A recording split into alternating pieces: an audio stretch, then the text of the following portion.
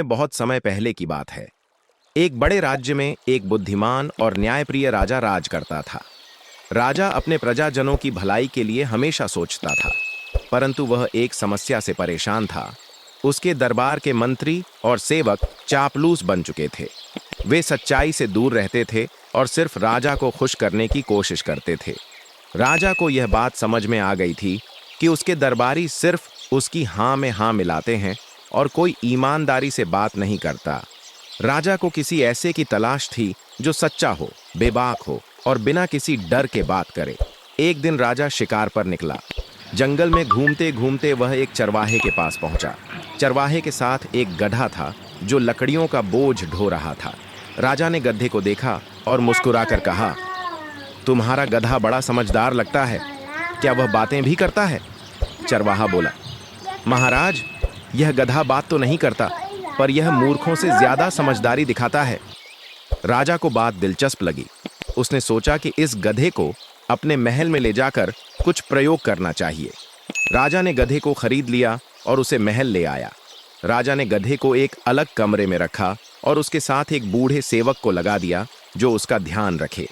फिर राजा ने दरबार में घोषणा की, यह गधा अब हमारा दरबारी है। इसे सम्मानित पद दिया गया है क्योंकि यह बुद्धिमान है। यह सुनकर सभी दरबारी चौंक गए, लेकिन चूंकि वे राजा के खिलाफ कुछ नहीं कह सकते थे, वे सभी गधे की तारीफ करने लगे। कोई कहता, वाह, कितना शांत और समझदार चेहरा है। कोई कहता, यह तो साधु की तरह लगता है, जरूर ज्ञान की गहराई इसमें छुपी है। राजा चुपचाप सब देखता और मुस्कुराता रहा।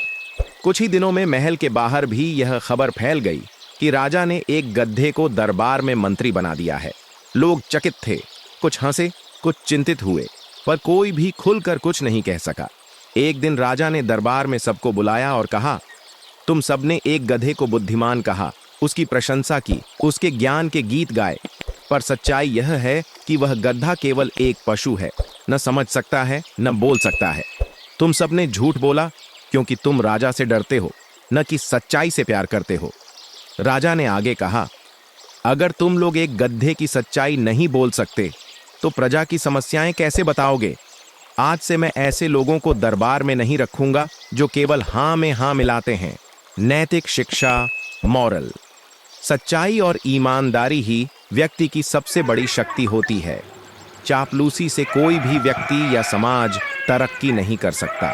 राजा को खुश करने से ज्यादा जरूरी है